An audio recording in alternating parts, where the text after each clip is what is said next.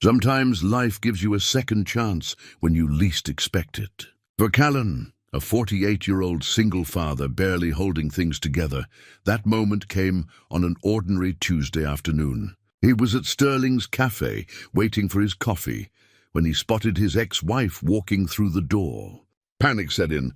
Without thinking, he turned and hugged the nearest person, a complete stranger. She didn't push him away. She simply smiled and played along. What Callan didn't know was that this woman had a secret.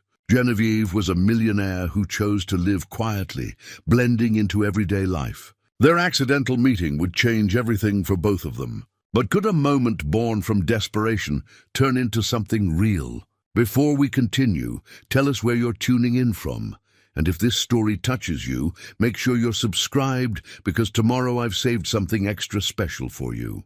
The alarm clock buzzed at 5:30, the same as it did every weekday morning. Callan reached over and silenced it with practiced efficiency, careful not to let it ring long enough to wake Rosie in the next room. His daughter needed her sleep.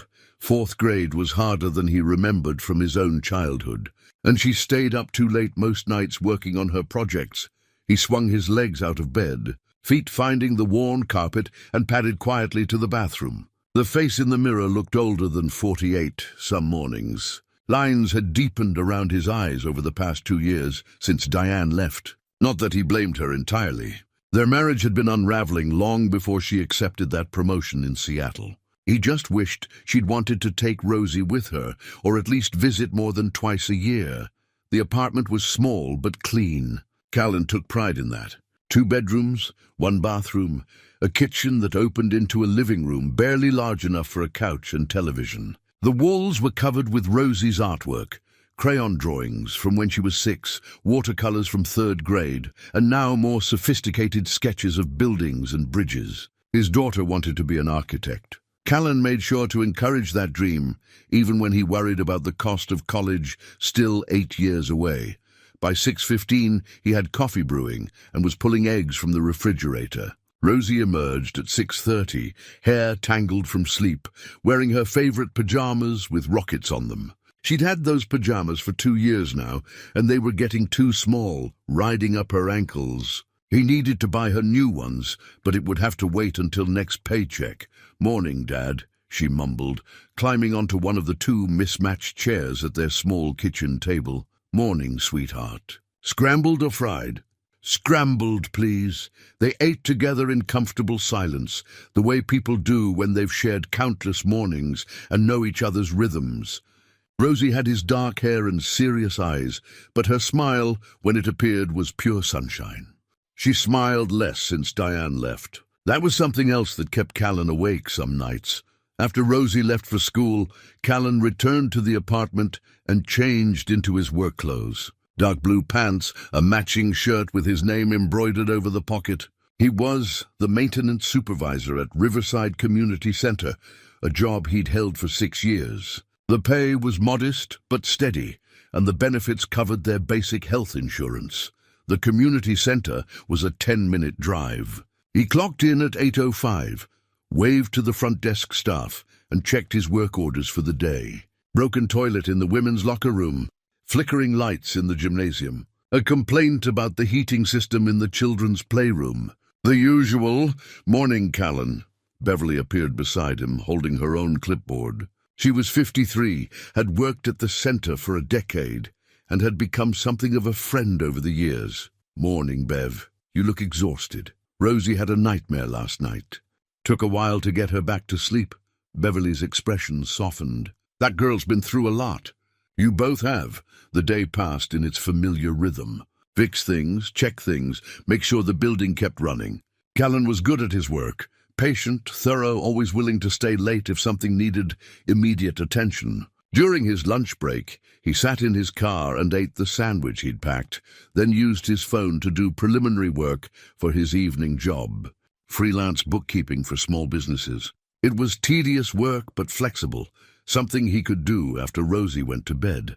His phone buzzed with a text from Mr. Demir, their elderly neighbor. "Rosie, home safe. We're having tea. Come by when you're done." Callan smiled. Mr. Demir was a blessing. The old man had emigrated from Turkey 40 years ago, raised 3 children, buried a wife, and now lived alone in the apartment next door. He'd appointed himself Rosie's honorary grandfather, watching her for the hour between when school ended and when Callan got home. He refused payment, said it gave him purpose. At 4:30, Callan pulled into the parking lot of their apartment complex. He knocked on Mr. Demere's door. The old man answered with his usual warm smile, white mustache twitching with amusement. "Ah, Callan, come in, come in. Your daughter is beating me at chess again." Rosie sat at Mr. Demere's small dining table, studying a chessboard with intense concentration. She'd learned the game from the old man 6 months ago and had taken to it with surprising aptitude. "Checkmate," Rosie announced quietly after a few moments. Mr. Demere studied the board, then laughed. "I am outmatched. Perhaps tomorrow you'll give your old friend a chance to redeem himself." "Tomorrow," Rosie agreed, grinning. Back in their own apartment, Callan helped Rosie with her homework while starting dinner. Spaghetti with jarred sauce, simple, filling, affordable. They ate together at their small table, and Rosie told him about her day. After dinner, they cleaned up together. Rosie washed, Callan dried. The dishwasher had broken 8 months ago, and replacing it wasn't in the budget. Hand washing was fine. It gave them time to talk. "Dad," Rosie's voice was careful, "do you ever think about dating anyone?" The question caught him off guard. He fumbled the plate he was drying. "What makes you ask that? Some kids at school were talking about their parents dating." "I just don't want you to be lonely." His throat tightened. "I'm not lonely, Rosie. I have everything I need right here." After she finished her homework and took her bath, Callan tucked her into bed, reading from an architect book she'd brought home from the library. When her breathing deepened into sleep, he kissed her forehead and retreated to the living room. His laptop waited on the coffee table. 3 businesses needed their monthly books reconciled. Callan made himself fresh coffee and settled in for the long evening ahead. Numbers had always made sense to him, clean, logical, predictable. By 11, his eyes were burning and his back ached. He stood at the window for a moment, looking out over the parking lot. Tomorrow was Tuesday, his one small luxury. For the past year, Callan had claimed Tuesday afternoons for himself. He clocked out at 3 instead of 5, picked up Rosie from school, dropped her with Mr. Demere, and spent 40 precious minutes at Sterling's cafe. Just him, a cup of good coffee, and the newspaper. He looked forward to Tuesdays more than he cared to admit. The cafe was warm and familiar, the coffee was excellent, and for those 40 minutes, he could pretend he was just a regular person taking a break. Not a man constantly calculating pennies and stretching paychecks. Callan brushed his teeth, checked that the front door was locked, and fell into bed. His wallet sat on the nightstand, worn leather, purchased 12 years ago, stuffed with receipts and a few crumpled bills. Inside was a picture of Rosie from last year's school photo day. He looked at it every night before turning off the light. His last thought before sleep claimed him was the same one that ended most of his days. He was doing his best. He was showing up for Rosie every single day. He was keeping them afloat. Maybe that was enough. Maybe that had to be enough. Tomorrow was Tuesday. He'd have his coffee, and for 40 minutes he'd let himself just breathe. Tuesday arrived with clear skies and a crispness in the air that promised autumn was finally settling in. Callan moved through his morning routine with a lightness he couldn't quite explain. Maybe it was knowing he had his cafe time to look forward to. Maybe it was the way Rosie had hugged him extra tight that morning before heading to the bus stop. Small things, but they mattered. Work passed quickly. A clogged drain, a thermostat that needed adjusting, routine maintenance on the HVAC system. At 2:30, Beverly caught him washing his hands at the utility sink. "Leaving early today?" she asked, though she knew the answer. "Tuesday," he confirmed, "your sacred coffee time. Don't let me keep you." He changed out of his work shirt, pulled on a clean button-down he kept in his locker, and drove to Rosie's school. She was waiting by the flagpole with 2 other girls, laughing about something. When she saw his car, she waved goodbye to her friends and climbed in. "How was your day?" Callan asked as they pulled away from the curb. "Good. We're starting a unit on the solar system in science. And Mrs. Kaew said my essay about buildings was really creative." "That's wonderful." Sweetheart. He dropped her at Mr. Demere's, exchanged a few words with the old man, and drove the 6 blocks to Sterling's Cafe. The parking was always tricky this time of day, but he found a spot half a block away. Walking toward the cafe, he felt that familiar sense of anticipation. 40 minutes of peace. 40 minutes that belonged to him alone. The bell above the door chimed as he entered. The cafe was moderately busy. A handful of students with laptops, a couple sharing pastries, an older woman reading a book in the corner. Kendrick was behind the counter, grey hair pulled back in a ponytail, wiping down the espresso machine. "Callan!" "Right on time." "Black coffee." "You know it. Got some fresh lemon cake too if you're interested." "I'm always interested." Callan paid, left a modest tip, and took his usual table by the window. The newspaper was already waiting. Kendrick always saved him a copy. He settled in, took his first sip of coffee, and felt his shoulders drop an inch. This was what he needed. This simple moment of normalcy. He was halfway through an article about the city council's budget proposals when the bell chimed again. He didn't look up immediately, too focused on the numbers being discussed. But then he heard a laugh, bright and familiar in a way that made his stomach clench. Callan's head jerked up. There, walking through the door, was Diane, his ex-wife. She looked different than she had 2 years ago, more polished, more confident, wearing an expensive-looking coat and carrying a designer handbag that probably cost more than his monthly rent. Beside her walked a man in his early 50s, well-dressed, easy smile, hand resting casually on the small of her back. Panic flooded through Callan like ice water. Diane hadn't seen him yet. She was laughing at something the man had said. They were walking toward the counter, completely oblivious to his presence. His heart hammered. He couldn't be here. Couldn't sit here and watch her order coffee with someone new. Couldn't endure the inevitable awkward conversation if she noticed him. Questions about Rosie, forced pleasantries. That look in her eyes that said she'd made the right choice leaving. Without thinking, Callan stood. His chair scraped loudly against the floor. A few people glanced his way. Diane was still focused on the menu board, hadn't heard. He needed to leave, but she was between him and the door. He'd have to walk right past her. His eyes darted around desperately. There had to be another exit. A back door. Anything, but Sterling's was small, intimate. Just the front entrance. Then he saw her. A woman standing near the counter, waiting for her order. She had her back to him, dark hair pulled into a simple ponytail, grey sweater, jeans. Nothing remarkable except that she was close, and she was his only option. Callan moved before his rational mind could stop him. 3 quick steps across the cafe floor. The woman must have sensed his approach, because she started to turn. But by then, he was already there. He wrapped his arms around her from behind, in what he desperately hoped looked like an embrace between 2 people who knew each other. She stiffened. Of course she did. He was a complete stranger. "I'm so sorry," Callan whispered urgently near her ear. "Please just go with this for a moment. My ex-wife, I can't, please." For a heartbeat, nothing happened.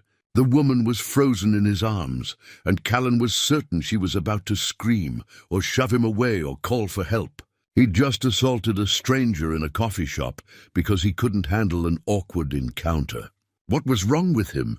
But then something unexpected occurred. The woman's rigid posture softened. She turned her head slightly, enough that he could see her profile, elegant features, intelligent eyes, a small smile playing at the corner of her mouth. "Hello, darling," she said, her voice carrying just enough volume for nearby people to hear.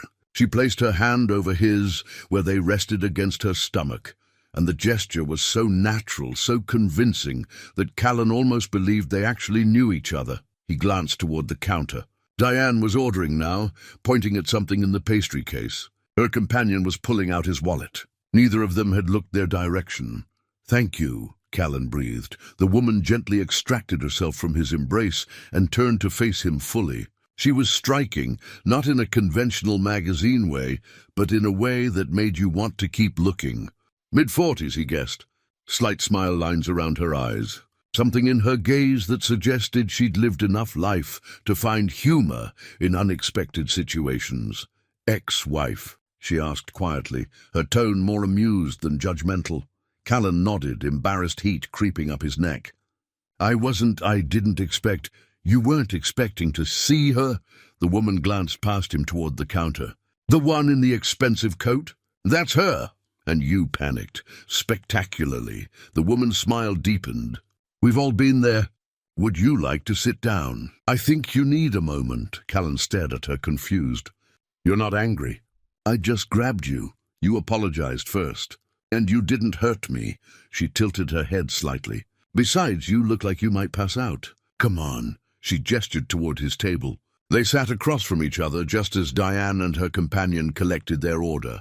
Diane's gaze swept across the cafe, seemed to pause on Callan for one terrible second, then moved on. She and her companion headed toward a table on the opposite side of the room. She hadn't recognized him. Or maybe she simply didn't care. You're safe, the woman said gently. She didn't see you. Callan let out a breath he hadn't realized he'd been holding. I'm sorry. I don't do things like this, like hug strangers in coffee shops. Like anything remotely spontaneous or crazy. Well, the woman leaned back in her chair. There's a first time for everything. I'm Genevieve, by the way, Callan. He managed a weak smile. And I owe you everything. Kendrick appeared at their table with a mug of coffee. Your usual, Genevieve. And I threw in a croissant. You barely ate yesterday. You're too good to me. Kendrick! Genevieve accepted the mug with genuine warmth. That's what my wife says. The older man winked and retreated to the counter. Callan watched this exchange, still trying to process what had just happened. This woman, this complete stranger, had not only played along with his desperate charade, but was now sitting with him as if they were old friends. You come here often. Enough that Kendrick knows your order, he observed. Most Tuesdays. Sometimes Thursdays if the week has been particularly trying. She took a sip of her coffee, studying him over the rim of her mug. So, Callan, tell me what brings a man to such desperate measures in a quiet coffee shop on a Tuesday afternoon.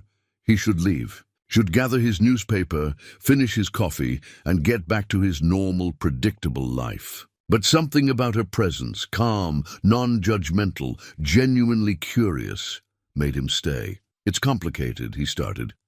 The best stories usually are. Callan found himself talking. About the divorce 2 years ago, about Diane's ambition and his own limitations, about how he'd thought they'd built something together, only to realize she'd been building an exit strategy. He didn't mention Rosie. That felt too private, too precious to share with a stranger. But he talked about the shock of the separation, the adjustment to single life, and how he'd carefully constructed his routines to keep himself steady. Tuesdays are mine, he explained. 40 minutes where I can just be a person, not someone's ex-husband or someone's employee. Just me, coffee, and the newspaper. Genevieve listened without interrupting, her attention complete and unhurried. When he finished, she nodded slowly. And then your past walked through the door and disrupted your sanctuary. Exactly. With a new man in tow. That too, she glanced across the cafe to where Diane sat with her companion, both of them absorbed in conversation. She looks happy. She does. Does that bother you?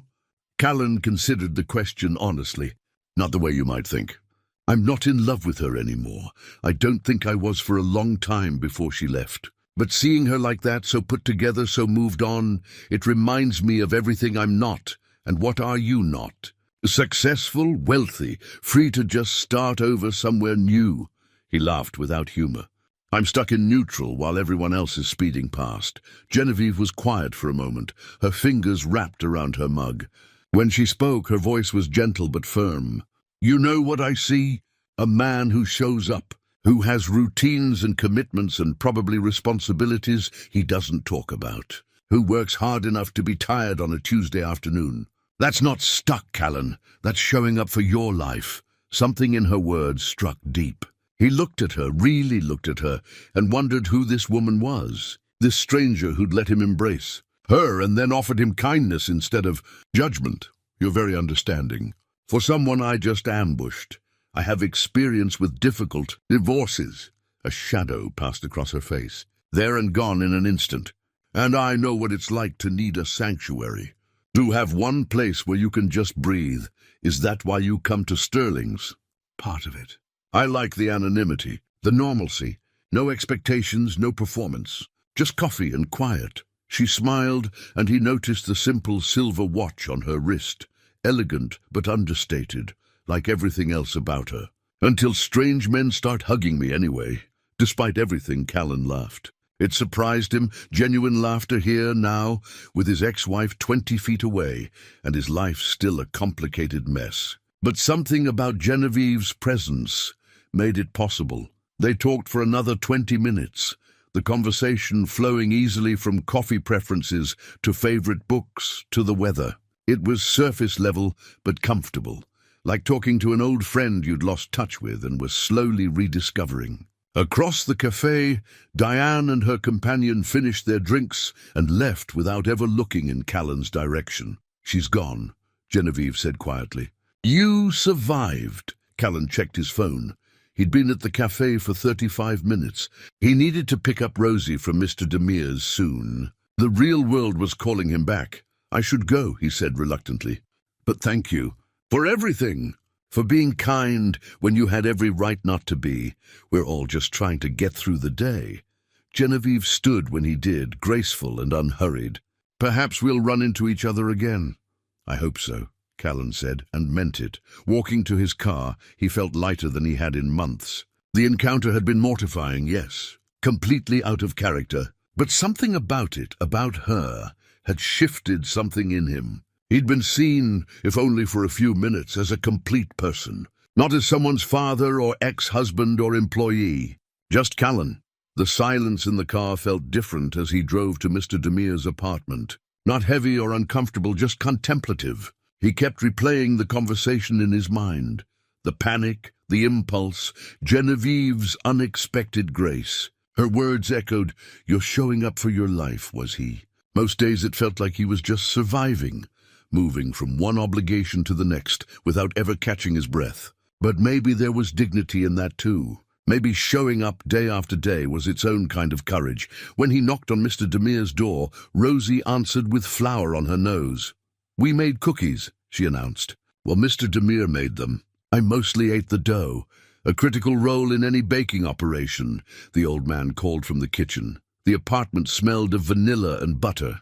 Callan accepted a still warm chocolate chip cookie and sat at the small table while Rosie gathered her backpack and jacket. "You seem lighter today," Mr. Demire observed. "Your Tuesday ritual went well?" "It was unexpected," Callan said carefully.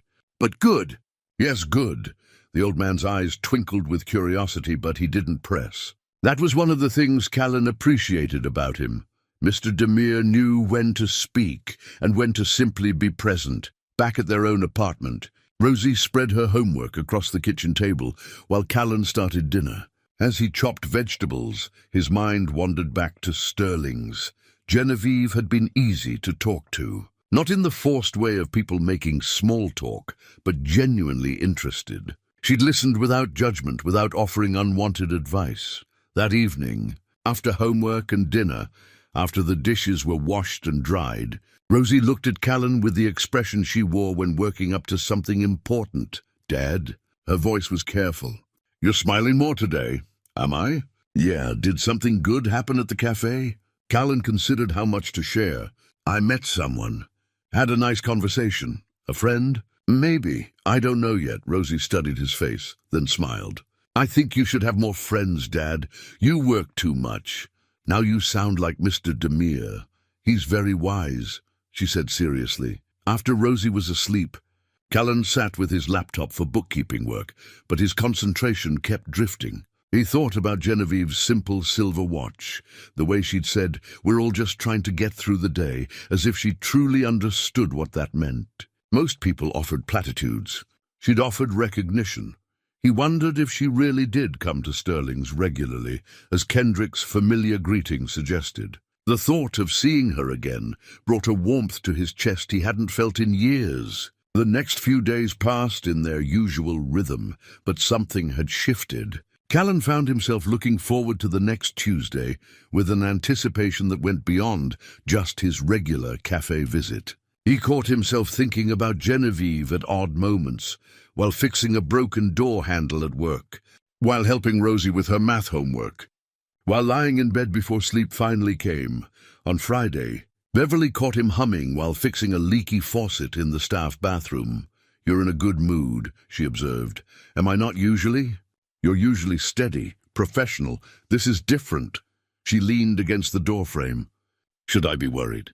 "No, I just had a nice conversation with someone earlier this week. Nothing dramatic. Someone?" Callan focused on tightening a connection, not wanting to meet her eyes. "A woman. At Sterling's. It was just talking, Bev. But good talking." "Yes, good talking." Beverly was quiet for a moment, then said gently, "You know it's okay to have a life beyond work, right? You're allowed to be interested in someone. I'm not. It's not like that. I don't even know if I'll see her again. But you want to," he did. That was the surprising part. After 2 years of carefully constructed solitude, after convincing himself he was fine alone, he wanted to see Genevieve again. Wanted to hear what she thought about books or architecture or the way autumn light fell through cafe windows. "Maybe," he admitted. Beverly smiled. "Good. You deserve that, Callan." The weekend arrived. Saturday brought grocery shopping with Rosie, laundry, cleaning the apartment, and a long walk to the park. Sunday meant meal prep for the week, helping Rosie with a project about the solar system, and afternoon chess with Mr. Demir while Rosie drew sketches of imaginary buildings. Monday dragged. Every hour felt longer than usual, waited with anticipation for Tuesday. Callan told himself he was being ridiculous. Genevieve might not even be there, and if she was, she might not remember him with the same warmth. Their encounter had been pleasant but brief. Perhaps she'd simply been kind to a stranger in distress and thought nothing more of it. Tuesday morning arrived, and Rosie noticed immediately that Callan wore his better jeans and the shirt without a stain on the collar. "You look nice." "Dad, just felt like making an effort for the cafe." "Maybe." She grinned, delighted. "I hope your friend is there." So did he. More than he wanted to admit, even to himself. The morning at work moved with agonizing slowness. Beverly caught him checking his watch for the 3rd time in an hour. "Just go," she said, shaking her head with amusement. "You're useless today anyway. I still have an hour, and you'll spend it staring at the clock. Go pick up your daughter early. Take your time at the cafe." "Live a little, Callan." He hesitated, then made a decision that felt almost rebellious. "You're sure?" "I'm sure." "Now get out of here before I change my mind." Callan changed quickly, surprised by the flutter of nervousness in his stomach. He was 48 years old, a grown man with a daughter and responsibilities. Getting anxious about maybe seeing someone at a coffee shop was absurd. At Rosie's school, she was surprised when he appeared at pick-up early. "Is everything okay?" she asked, climbing into the car. "Everything's fine. I just got done early today." She studied his face, then smiled knowingly. "You're going to the cafe?" "I am. And you're hoping she's there. When did you get so perceptive?" "I've always been perceptive. You just don't usually give me anything interesting to perceive." At Mr. Demir's, Rosie whispered something to the old man that made him look at Callan with raised eyebrows and a broad smile. Great. Now he had 2 people invested in his coffee shop visit. "Go," Mr. Demir said.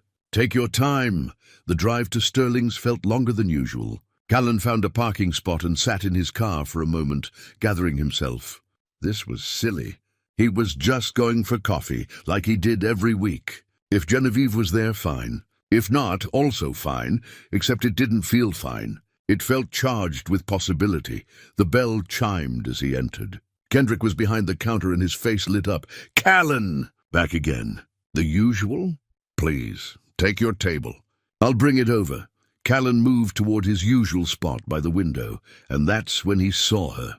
Genevieve sat at a different table today, closer to the back, reading a book with a plain cover. She wore a cream-colored sweater and jeans, her hair down around her shoulders. She looked up as if sensing his gaze, and her face transformed with a smile. "Callan." She said it like greeting an old friend. "I was hoping you'd be here."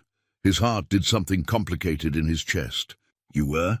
"I come here most Tuesdays. Thought there was a chance our schedules might align again." She gestured to the empty chair across from her. "Would you like to join me?" Kendrick appeared with Callan's coffee before he could answer. Oh good, you found each other.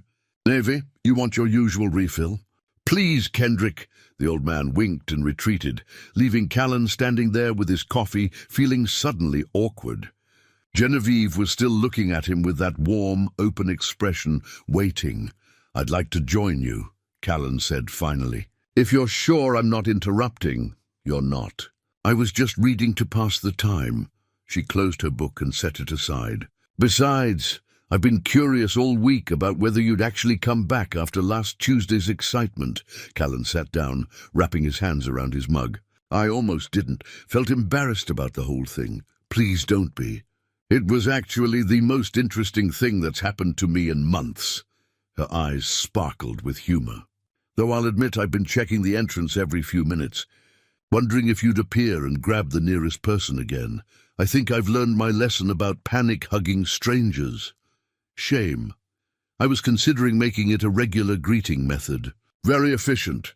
They both laughed, and just like that, the awkwardness dissolved. Kendrick brought Genevieve's coffee, and they settled into conversation, as naturally as if they'd been meeting here for years, instead of twice. Genevieve asked about his week, and Callan found himself sharing more than he intended. Not everything, he was still cautious, but enough. The challenges at work, small moments that made him smile, his thoughts about autumn being his favorite season. He mentioned his daughter briefly, carefully, just enough to acknowledge she existed without revealing too much. How old? Genevieve asked gently. 10, 4th grade. That's a wonderful age. Old enough to have real conversations. Young enough to still think you're amazing, Callan smiled. Most days. She's perceptive, though. Notices when I'm stressed or distracted. Sounds like she takes good care of you. She does, better than I probably deserve. In return, Genevieve shared about her week, though Callan noticed she was guarded too. She mentioned working from home, enjoying the flexibility. She talked about a book she'd finished, a documentary she'd watched. Her observation that the cafe had the best afternoon light of anywhere in the city. You're good at that, Callan observed. At what? Sharing without really sharing. Talking about your week without revealing much about your life. Genevieve's smile turned slightly rueful.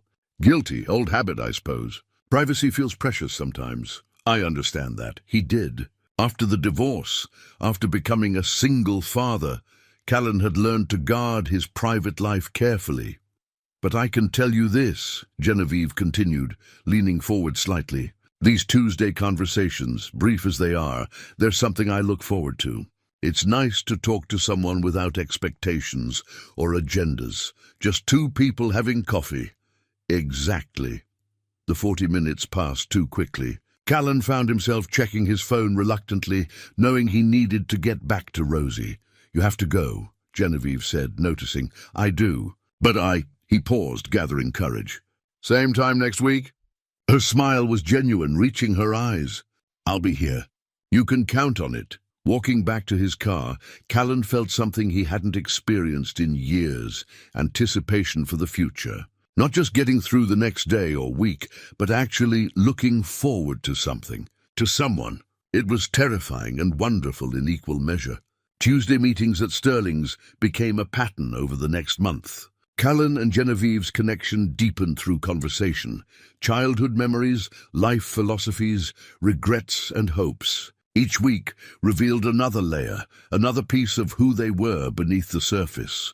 Genevieve shared about her son, Sebastian, who was 28 and worked in sustainable energy overseas. She spoke of him with pride but also wistfulness. They weren't as close as she'd like. Geography and her own past choices creating distance between them.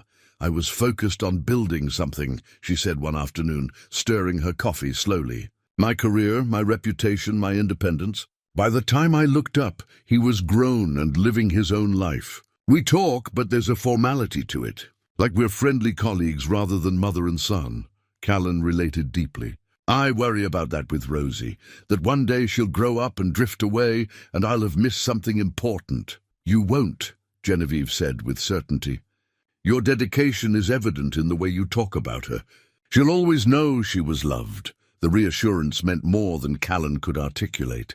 As October deepened into November, their conversations grew more personal. Genevieve mentioned her divorce, a marriage that had ended 5 years ago when her husband couldn't reconcile her success with his own sense of masculinity. He wanted me to be smaller, she said simply, to apologize for achieving things, to defer to him in public. I couldn't do that.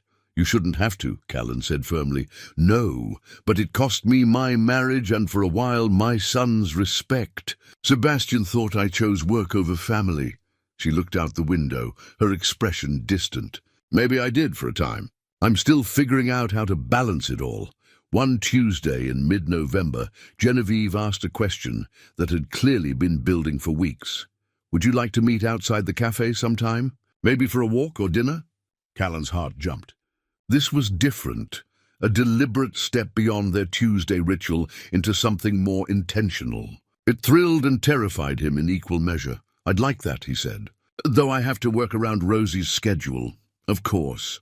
What if Genevieve hesitated, then continued? What if I met her?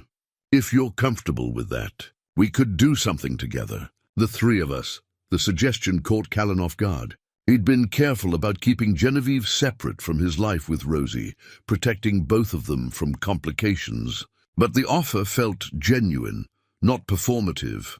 Let me think about it, he said carefully. That evening, he brought it up with Rosie during their dishwashing routine. Remember the woman I've been meeting at the cafe? Genevieve?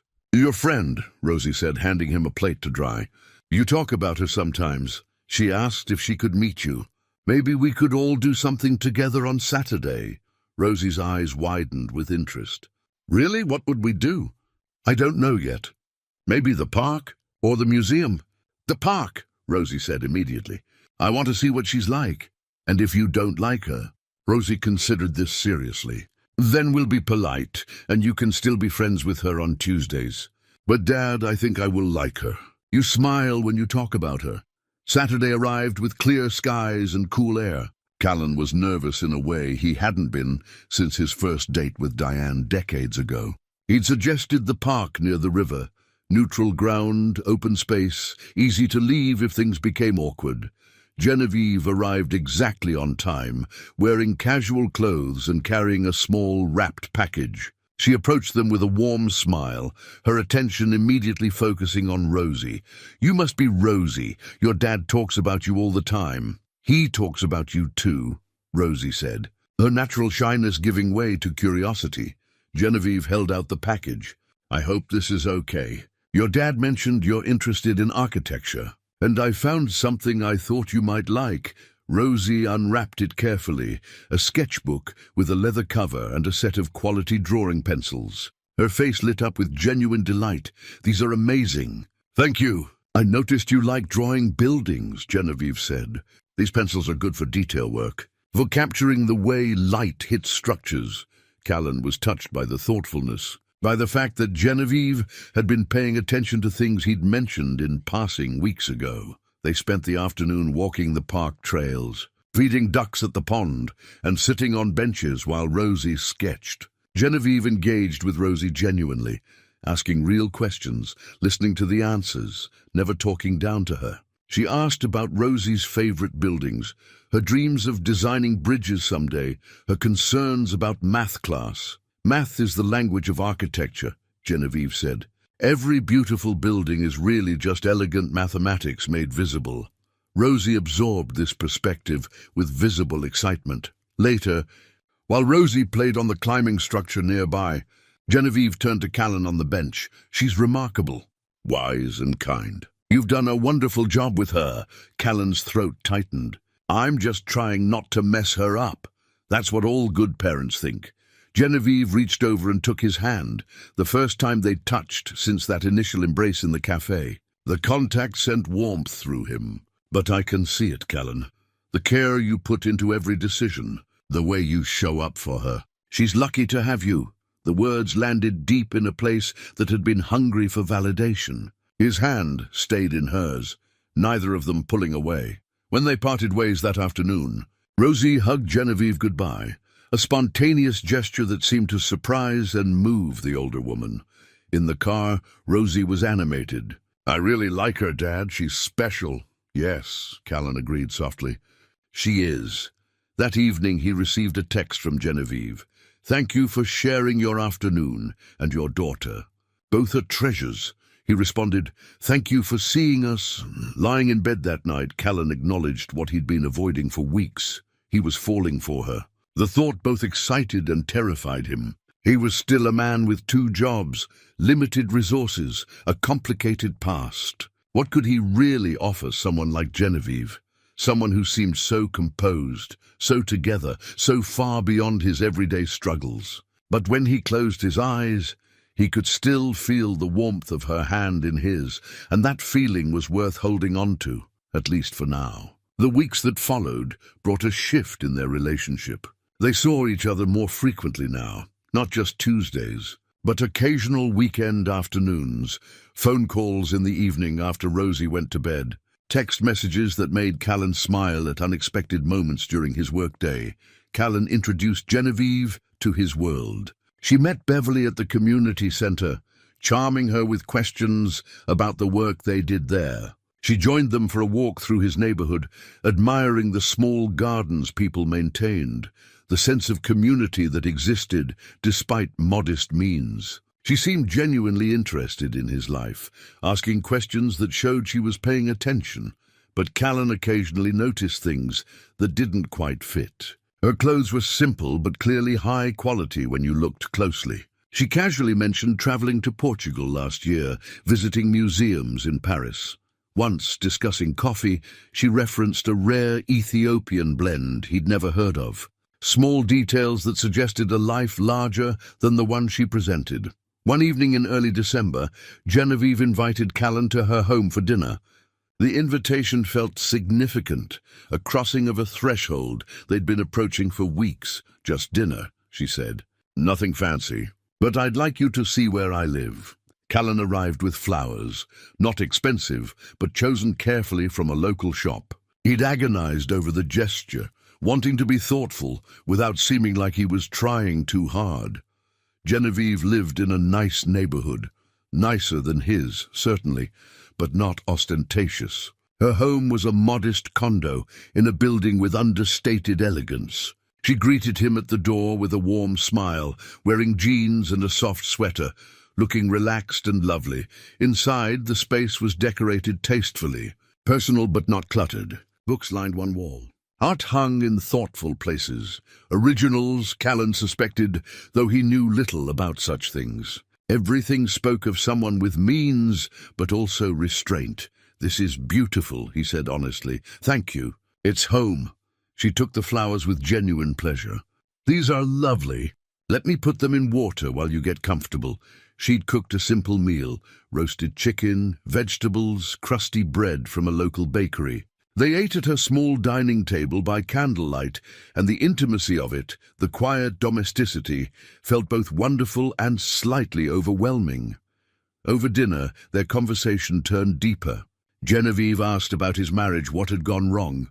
Callan found himself sharing things he rarely spoke about, how he'd felt inadequate as Diane's career advanced, how he'd struggled with feeling left behind, how the divorce had confirmed his deepest fear that he wasn't enough. "That's not failure," Genevieve said softly. "That's 2 people growing in different directions. It happens. Easy to say when you're the one who grew.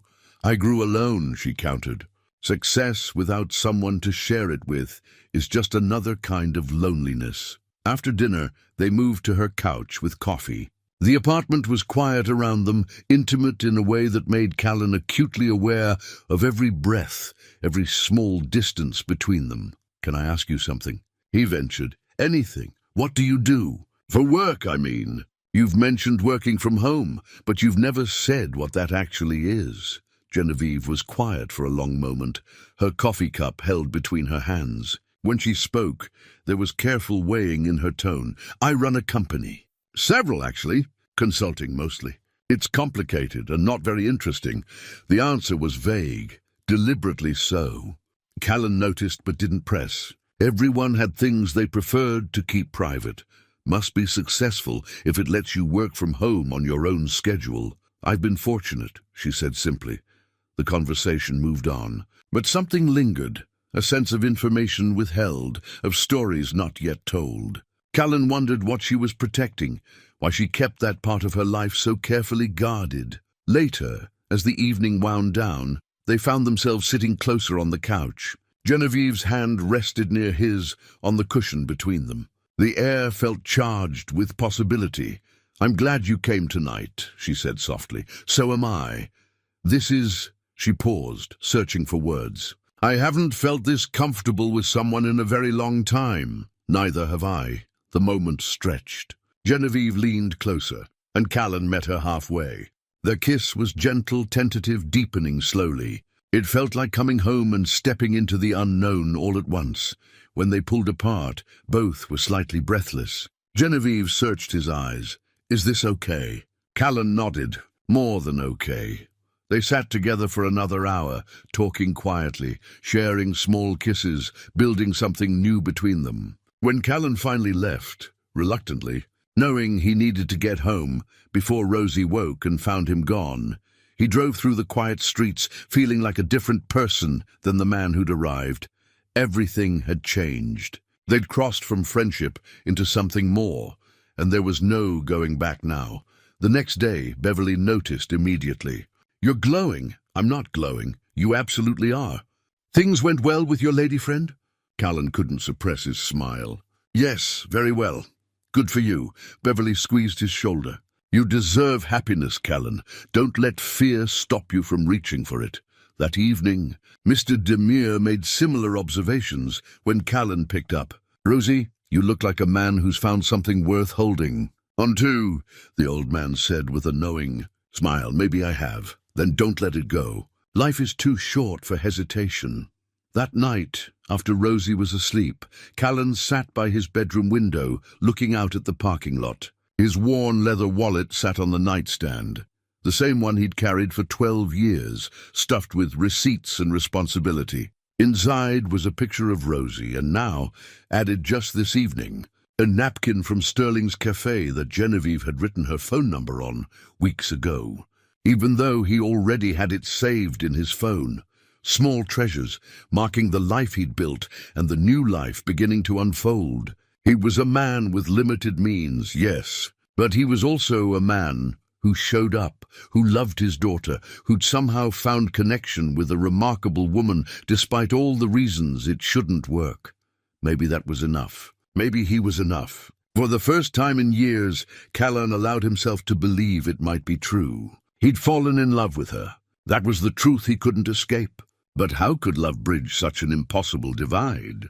The rest of Sunday passed in a fog. Rosie noticed his mood immediately when he picked her up from Mr. Demure's. "Did you and Genevieve have a fight?" she asked quietly in the car. "Something like that. Are you going to fix it?" Callan glanced at his daughter, her young face so serious, so hopeful. "I don't know if I can, sweetheart." "Why not?" How could he explain to a 10-year-old that sometimes differences weren't just about preferences or personalities, but about entire worlds that didn't overlap? That sometimes caring about someone wasn't enough? "It's complicated," he said finally. That night, after Rosie was in bed, Callan sat at his laptop but couldn't focus on bookkeeping. Instead, he found himself searching for more information about Genevieve Ashford. Article after article painted a picture of an extraordinary woman, brilliant, driven, successful beyond measure. And there he was, a maintenance supervisor barely making ends meet. The contrast was laughable. What had he been thinking? That they could build something real despite the chasm between their lives? That love somehow negated the fundamental differences in their circumstances? He looked at his wallet on the table, worn leather, 12 years old, held together by habit and necessity. It represented everything about his life, practical, limited. Making do Genevieve's world was different, limitless, full of possibilities. He couldn't even imagine the distance between them had always been there. He'd just been too caught up in the warmth of her presence to see it clearly. Now with the truth exposed, he couldn't unsee it. Every conversation they'd had, every moment they'd shared, all of it recontextualized by the knowledge of who she really was. She'd called it wanting to be seen as just a person. But maybe that was the privilege of the wealthy, getting to choose when to reveal themselves, when to step back into their real lives. Callan closed his laptop and went to bed, but sleep was elusive. His mind replayed their argument, her tears, the hurt in her voice when she'd left. Part of him wanted to call her, to apologize, to find a way forward. But a larger part, the part that had learned through divorce and hardship to protect himself, held back. It better to end it now than to keep building something that would inevitably collapse. Under the weight of their differences, 2 months into their relationship, Callan and Genevieve were navigating the territory of becoming a couple. They were careful around Rosie, but his daughter was clearly attached to Genevieve now, asking when they'd see her next, including her in drawings of People I Love. One Saturday morning, Callan took Rosie to the library for research on her school project about renewable energy. While Rosie browsed the science section, Callan wandered toward the periodicals, thinking he might find something useful for her. A business magazine caught his eye. The cover featured a striking woman in a tailored suit standing against a city skyline. He did a double-take, his heart stopping mid-beat. It was Genevieve. The headline read, "Genevieve Ashford, the tech mogul who disappeared. Inside, her quiet return to philanthropy." Callan's hands trembled as he pulled the magazine from the rack. He found a chair and sank into it, opening to the featured article. His eyes scanned the pages, each sentence landing like a physical blow. Genevieve Ashford, founder and CEO of Ashford Ventures. Net worth estimated at $800 million. Built her fortune through early investments in technology companies, real estate holdings across 3 continents, and a venture capital firm that had launched dozens of successful startups. The article detailed her rise in the business world, her reputation as both brilliant and ruthless in negotiations, her high-profile divorce from tech executive Richard Ashford 5 years ago. There were photos, Genevieve at charity galas in designer gowns, Genevieve speaking at business conferences, Genevieve shaking hands with politicians and CEOs. She looked different in these pictures, polished, powerful, untouchable. The article explained how she'd stepped back from public life 2 years ago, delegating daily operations to focus on philanthropic work. Those who know Ashford say she's seeking a more authentic existence after decades of living in the spotlight, one quote read. Callan felt dizzy. The woman he'd been seeing, who wore simple sweaters and drank coffee at a neighborhood cafe, who'd played along with his desperate embrace, who'd sat on park benches watching his daughter draw, was one of the wealthiest women in the country. "Dad?" Rosie appeared beside him with an armful of books, then noticed his expression. "What's wrong?" Callan quickly closed the magazine, forced a smile that felt like it might crack his face. "Nothing, sweetheart. Just surprised by something I read." "You ready to check out?" At home, after Rosie settled into reading one of her library books, Callan locked himself in the bathroom and looked up Genevieve on his phone. The search results were extensive. Articles about her business deals, photos from charity events, a Wikipedia page detailing her career, videos of her speaking at conferences, articulate and commanding. This was who he'd been seeing, not just a woman with some money, but someone who existed in a completely different stratosphere. Someone who'd built an empire while he'd been fixing toilets and balancing small business accounts. The gap between them suddenly felt insurmountable. His phone buzzed. A text from Genevieve. "Thinking about you. Coffee Tuesday?" Callan stared at the message. She'd hidden this from him. For 2 months, she'd let him believe she was just a regular person, someone in his league. Had she been laughing at him? Was this some kind of experiment? See how the working-class single father lives. His hands shook as he typed, "Why didn't you tell me?" 3 dots appeared, disappeared, appeared again. "Then tell you what? About who you are, what you're worth, everything." A long pause. "Then can we talk in person, please?" Callan looked at Rosie through the bathroom door, absorbed in her book. "Tomorrow. We need to talk." They arranged to meet the next morning while Rosie was with Mr. Demir. Callan barely slept that night, his mind churning through everything. The easy conversations, the simple dinners, her interest in his modest life. Had any of it been real? Sunday morning, Genevieve arrived at his apartment. She looked tired, worried, nothing like the powerful executive in those magazine photos. She stood in his small living room, and for the first time, Callan saw the space through different eyes. How cramped it was, how worn the furniture, how limited everything must seem to someone who probably had homes in multiple cities. "I saw the magazine," he said, without preamble. "The article about you. About Ashford Ventures and your $800 million. Genevieve's face went pale. "Callan, why didn't you tell me?" 2 months, Genevieve. 2 months of letting me think you were just—" He gestured helplessly. "Just a normal person. I am a normal person. You're a billionaire. I have money. That doesn't define who I am, doesn't it?" Callan's voice rose despite his effort to stay calm. "You live in a world I can't even imagine. You've probably spent more on a single dinner than I make in a month. And you let me sit there talking about my struggles like what? Like it was entertaining. That's not fair." Genevieve's eyes filled with tears. "I didn't tell you because I wanted you to know me. Just me, not my money or my reputation or my past. When was the last time someone saw me as just a person, Callan? When was the last time someone wanted to spend time with me because they enjoyed my company, not because of what I could do for them? So this was what? Some kind of authenticity experiment? Slumming it with the working class? Don't," her voice broke, "don't reduce this to that. What we have, what we've built, it's real. How can it be real when it's based on a lie? I never lied to you. You hid the truth. That's the same thing." Genevieve wiped at her eyes. "I was going to tell you. I was waiting for the right time, when we were more established, when I knew you—" She stopped. "When you knew I what? When I knew you wouldn't run. When I knew this—" She gestured between them. "When I knew this mattered enough that you'd stay." Callan laughed bitterly. "Well, you miscalculated.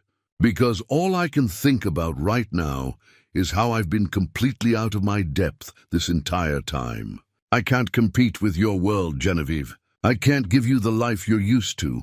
I'm not asking you to." She stepped closer. "I left that life. I chose this quiet existence, this neighborhood, this cafe. I chose simplicity because everything else was hollow. And then I met you, and for the first time in years, something felt real. You felt real, but I'm not real to you. I'm just a reminder of some life you think you want, but will never actually fit into." The words hung between them, cruel and final. Genevieve stared at him, hurt written across her face. "If that's what you think of me, of us, then maybe you're right." Her voice was quiet now, defeated. "Maybe I was wrong about everything." She turned toward the door, then paused. "For what it's worth, my feelings were real, are real. But I understand if you need time." After she left, Callan stood in his small apartment, surrounded by everything that defined his life. Rosie's drawings on the walls, his worn furniture, the wallet on the table with its frayed edges. He felt the weight of inadequacy crushing down on him. Everything he wasn't, everything he couldn't provide, everything that separated him from someone like Genevieve Ashford. He'd fallen in love with her. That was the truth he couldn't escape. But how could love bridge such an impossible divide? A week passed with no contact between Callan and Genevieve. Each day felt heavier than the last. Callan moved through his routines mechanically.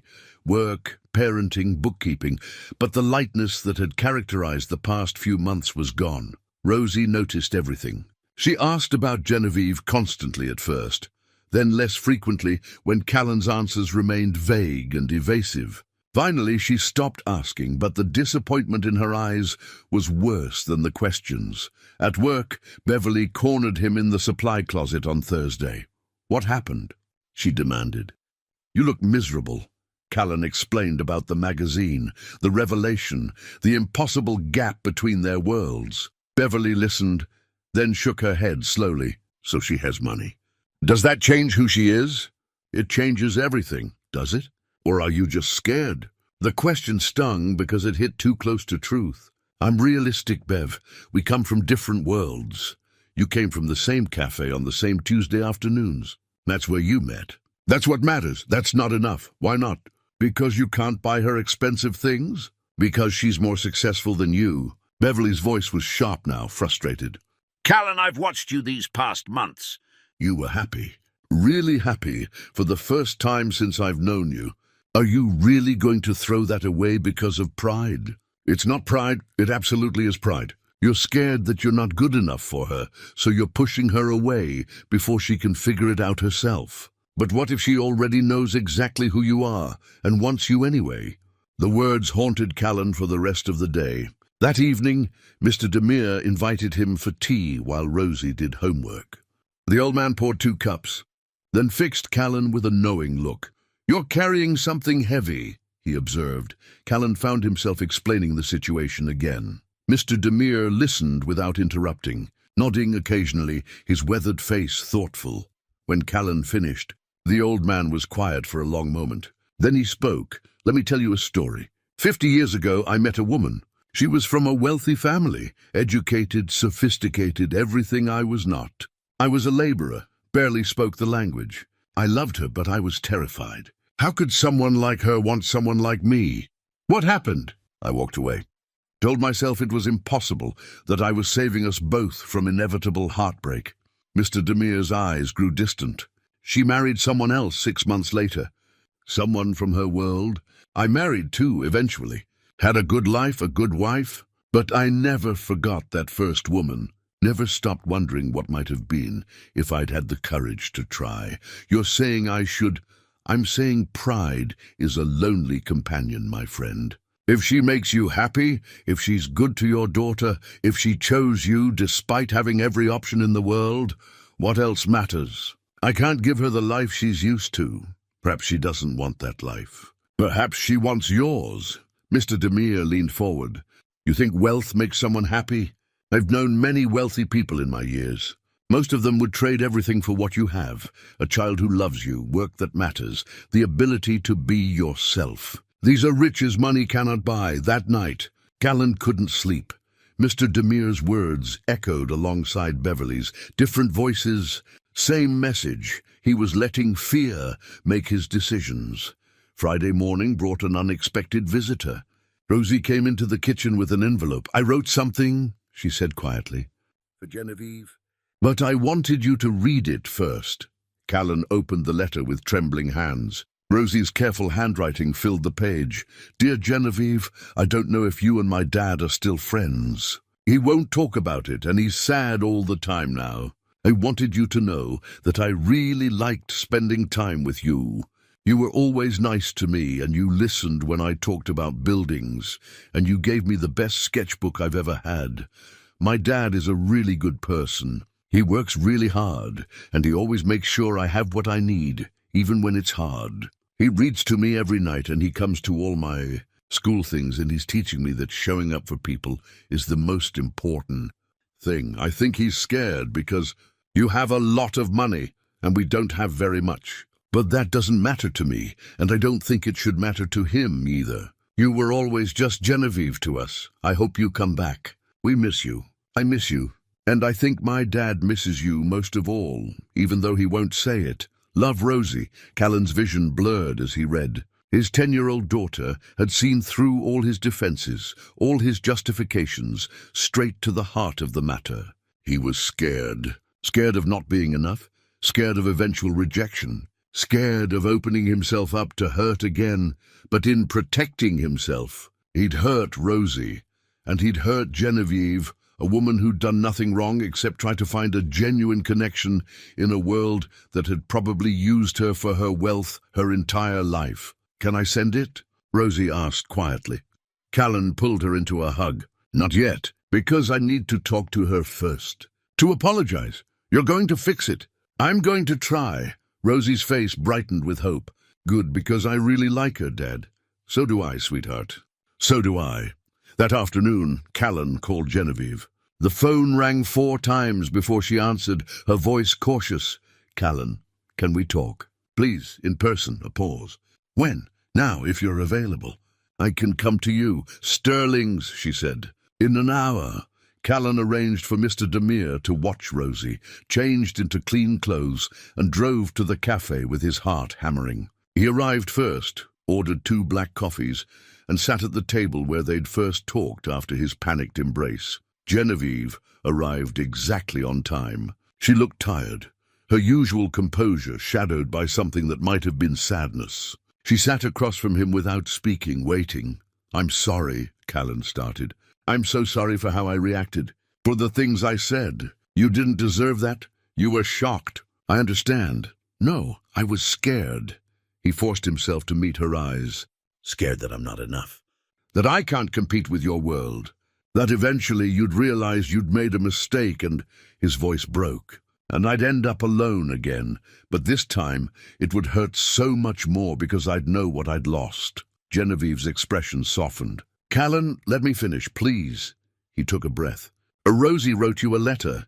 She said something that made me realize I've been an idiot. She said you were always just Genevieve to us. And she's right. When I'm with you, I don't think about money or status or any of that. I just think about how you make me feel. How you see me, really see me, in a way no one else has. I do see you," Genevieve said softly. "That's why I didn't want to tell you about the money. I was afraid you'd stop being yourself around me. That everything would change. It did change. But not because of you. Because of me and my own insecurities." He reached across the table, and she met him halfway, their hands clasping. "I've spent so long feeling like I'm not enough. Not enough for Diane, not enough for Rosie, not enough for life. And then you came along and made me feel like maybe I was. But when I found out who you really are, all those old fears came rushing back. You are enough," Genevieve said firmly. "You're more than enough. Do you think I've spent the last 2 months pretending? Do you think I chose Tuesday afternoons at this cafe because I was bored? I chose you, Callan. Not your wallet, not your status. You. The man who panicked and hugged a stranger. The man who talks about his daughter with such love, it makes my heart ache. The man who shows up every single day for the people who matter to him. But I can't give you the life. I don't want that life." Her grip on his hands tightened. "I had that life. It was empty. All the success, all the money, all the power, and I was lonely, desperately, crushingly lonely. I came back here, to this city, to this neighborhood, because I was looking for something real. And then I found you." Callan's throat tightened with emotion. "I'm in love with you. That's the terrifying truth. I'm in love with you, and I don't know how to navigate the gap between our worlds, but I want to try, if you'll let me. If you still want me." Genevieve's eyes filled with tears. "I'm in love with you too. I have been for weeks. And there is no gap, Callan.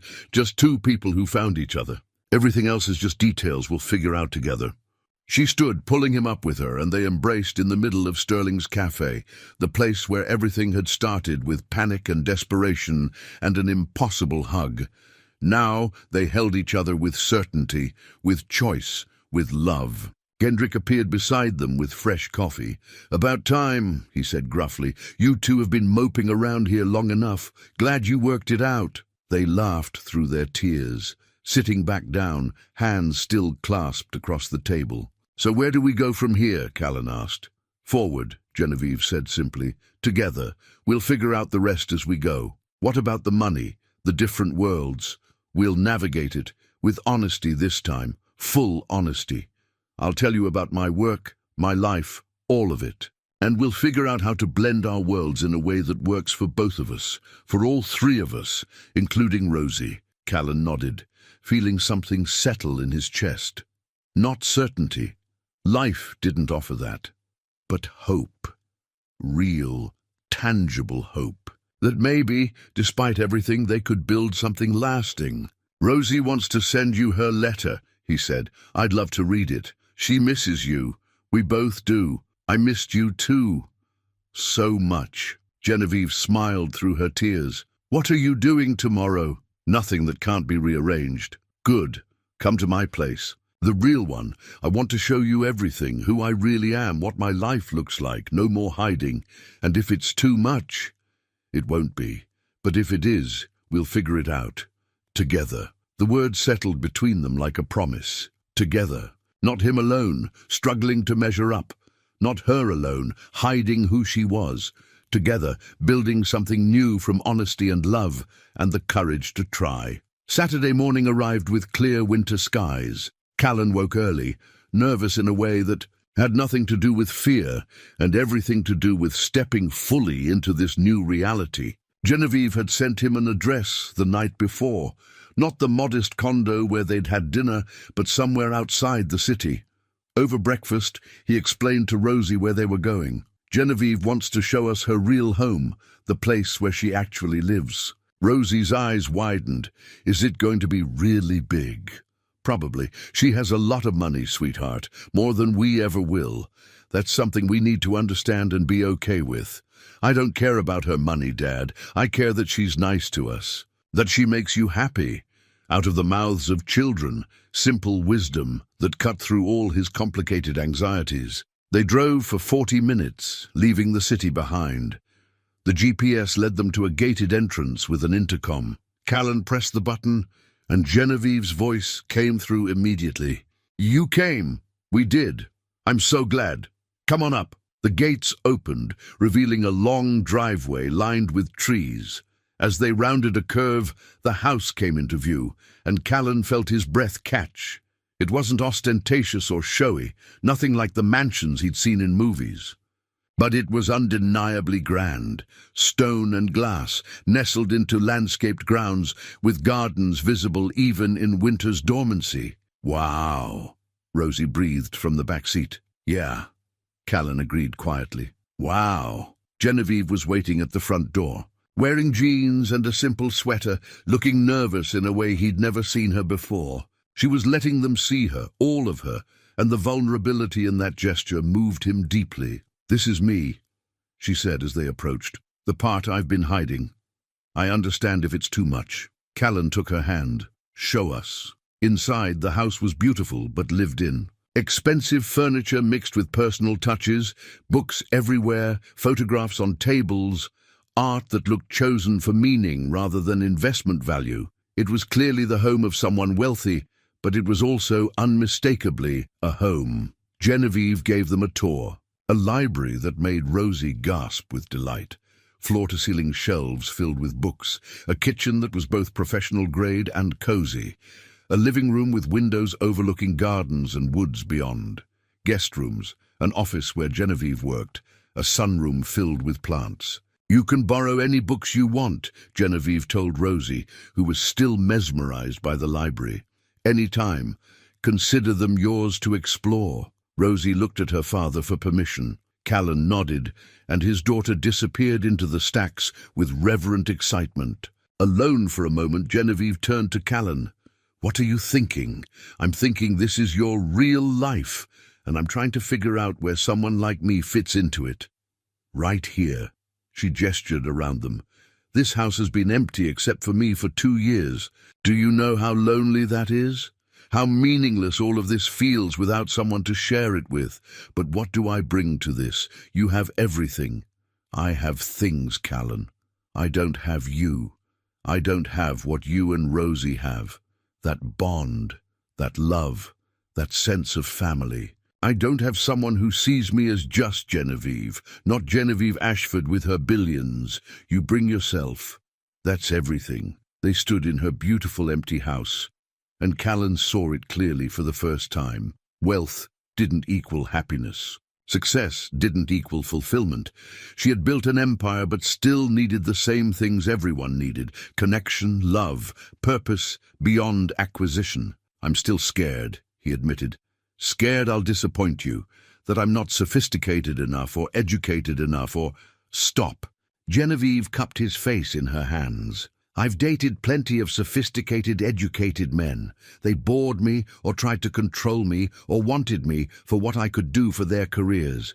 You're the first person in years who wanted to know what I thought about coffee and autumn leaves and the best time of day for quiet contemplation. You're the first person who made me laugh without trying to impress me.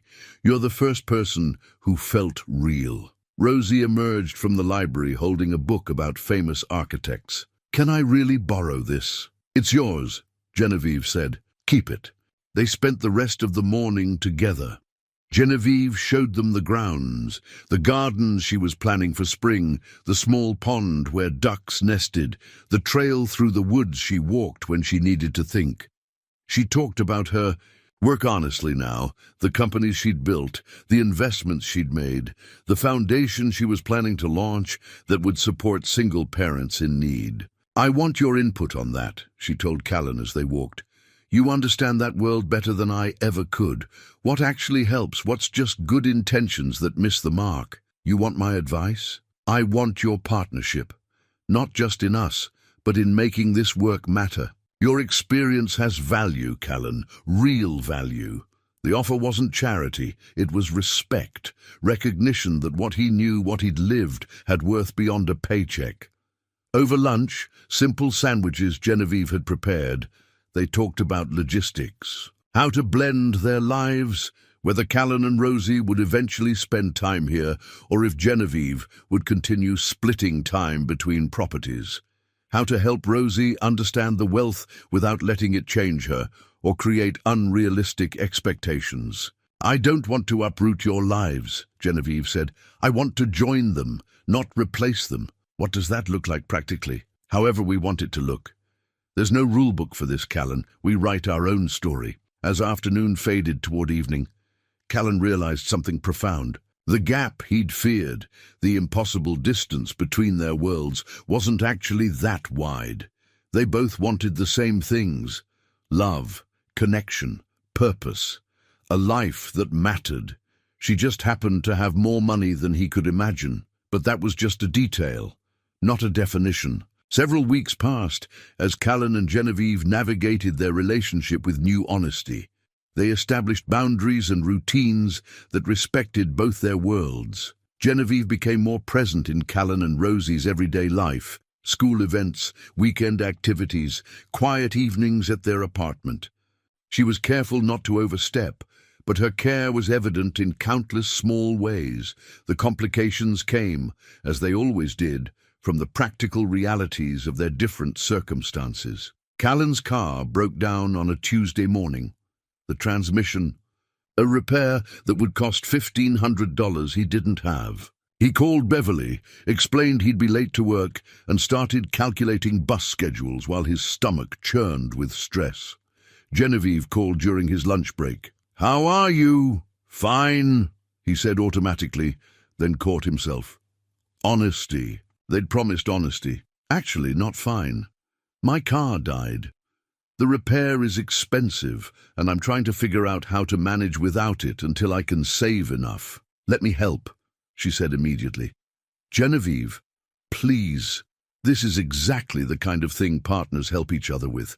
Let me cover the repair. I can't just take money from you." "Why not?" The question was so simple, but Callan had no good answer. Just pride and old wounds and the voice in his head that said, accepting help meant admitting failure. "Because I need to handle my own problems," he said.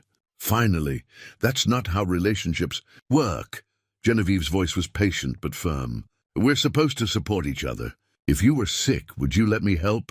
If Rosie needed something, would you accept assistance? That's different." "How? How is this different?" They argued for 20 minutes, their first real argument since reconciling. Callan felt his defenses rising, all his old patterns of self-reliance kicking in. He'd handled everything alone for 2 years. He didn't know how to do it any other way. "This isn't about the car," Genevieve said finally. "This is about you not believing you deserve help. About you thinking that accepting anything from me diminishes you somehow. Maybe it does. Then that's something you need to work through. Because I can't be in a relationship where you wall yourself off every time life gets difficult. That's not partnership. That's isolation with occasional visits." The words stung because they were true. Callan hung up feeling shaken, angry at himself more than her. That evening he sat with Mr. Demir over tea, explaining the argument. "My father was like you," the old man said. "Proud, independent. He worked himself into an early grave, refusing help from anyone. When he died, we found money hidden in his walls, savings he'd never touched, never told anyone about, because asking for help or accepting it felt like failure." "What's your point?" "My point is that pride killed him. Not literally, but it robbed him of years he could have had if he'd just learned to accept love and support from the people who cared about him." Mr. Demir leaned forward. "You're repeating his mistakes, Callan. This woman loves you. She wants to help. Why is that so threatening?" Callan had no answer. He went home and lay awake that night, wrestling with himself. His father had been the same way, working multiple jobs, never asking for help, wearing his independence like armor. Callan had watched him age prematurely from stress, watched him miss family moments because he was always working, always proving he could handle everything alone. Was he really going to do the same thing? Teach Rosie that accepting help was weakness, that love came with the condition that you never needed anything from anyone. The next morning he called Genevieve. "I'm sorry, you were right. This isn't about the car. I know. I don't know how to accept help. I don't know how to be in a relationship where I'm not the one providing everything. It makes me feel like less of a man." Yes, that's programming, Callan. Old messages that don't serve you anymore. Real strength isn't refusing help. It's knowing when to accept it. It's being vulnerable enough to let someone care for you. They agreed on a compromise. She'd lend him the money for the repair, and he'd pay it back over time. Not because he had to, but because he needed to for his own sense of dignity. Genevieve accepted this, understanding it was about more than money. But the conversation had opened something larger between them. Trust.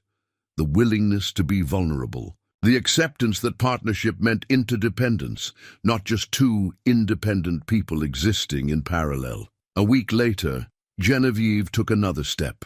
She invited Callan to her home for dinner and presented him with something, a key to this house, she said. "I'm not asking you to move in, not yet, but I want you to know you always have a place here. Both of you, this isn't just my home anymore. It's ours if you want it to be."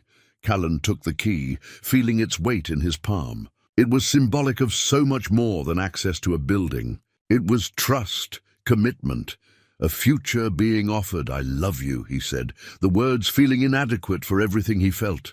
"I need you to know that. I love you, and I'm learning, slowly, to accept that you love me too. I do love you. So much." Genevieve's eyes shone with emotion. "We're figuring this out together. That's all we can do." They embraced in her beautiful, no longer empty house, and Callan felt something shift in his chest. Not the dissolution of fear that would take time, but the beginning of acceptance. He could be loved despite his limitations. He could accept help without losing himself. He could build a life with this woman that honored both their worlds. Rosie appeared in the doorway, having been exploring the library. She saw them holding each other and smiled. "Are you guys okay now?" "Yeah, sweetheart," Callan said, reaching out to include her in their embrace. "We're okay. Good," Rosie said, squeezing between them. "Because I really like it here, and I was hoping we could come back." "Anytime you want," Genevieve promised, kissing the top of her head. "This is your place too now." The three of them stood together, an unconventional family formed not by blood or circumstance, but by choice, by the courage to try despite fear, by love that refused to be limited by bank accounts or social expectations. It wasn't perfect. They still had obstacles to navigate, compromises to make, moments when their different backgrounds would create friction. But they had something more important than perfection. They had commitment. They had honesty. They had each other. 6 months later, on a Tuesday morning in early spring, Callan woke in his own apartment with sunlight streaming through the window. Some things hadn't changed. He still lived in the same modest 2-bedroom, still worked his 2 jobs, still drove Rosie to school every morning. But everything felt different now, lighter, full of possibility. Genevieve's foundation had officially launched 2 months ago. Callan served on the advisory board, providing insight into what single parents actually needed. Not handouts, but strategic support that maintained dignity while offering real help. Childcare assistance, job training programs, emergency funds for car repairs and medical bills. The things that made the difference between surviving and thriving. Working alongside Genevieve, he discovered something unexpected. His experience had value beyond his paycheck. The struggles he'd faced, the solutions he'd found, the reality he knew so well, all of it mattered. His voice carried weight in those boardroom meetings, not despite his background, but because of it. The foundation had already helped 43 families in the local area. 43 parents who now had a little more breathing room, a little more hope. Callan thought about them often, remembered being in their position. and felt grateful he could help create something meaningful. On Tuesday afternoons, he still went to Sterling's cafe, but now Genevieve went with him, and sometimes Rosie joined them after school. Their table by the window had become a regular fixture. Kendrick always had their orders ready, always smiled at the sight of them together. Today, though, was just the two of them. Rosie was on a field trip with her class, exploring a local architecture firm, an opportunity Genevieve had quietly arranged through her connections, though she'd insisted Rosie earn the spot through her excellent project work. "How does it feel?" Genevieve asked, stirring her coffee. 6 months since we almost threw it all away, like a lifetime ago. And also like yesterday. Callan reached across the table for her hand. "I'm glad we fought through it. Through my stubborn pride and fear." "Our stubborn pride and fear," she corrected gently. "I wasn't exactly forthcoming from the start. We both had to learn how to be honest." They sat in comfortable silence, watching people pass on the sidewalk. Spring was painting the city green again. Trees budding, flowers appearing in window boxes, the world renewing itself. "I've been thinking," Genevieve said, "about the future, about what comes next for us." Callan's heart quickened, but not with fear, with anticipation. "Sebastian is coming to visit next month," she continued. "He wants to meet you and Rosie. Says it's time he got to know the people who've made his mother happy again." "I'd like that. And I've been wondering," no pressure, just thinking out loud, "whether you and Rosie might want to spend more time at the house. Not moving in necessarily, but maybe staying over on weekends, making it feel more like a shared space rather than just somewhere you visit." Callan considered this carefully. 6 months ago, the suggestion would have terrified him. Now it felt like a natural progression. "I think Rosie would love that. The library alone is worth it," he smiled. "And I would too, as long as we keep this place, keep our own space. Of course. I'm not trying to erase your life, Callan. I'm trying to join it, I know. And I'm learning to let you." They finished their coffee and walked to his car, hands clasped. The spring air was cool but promising warmth. Everything felt full of potential.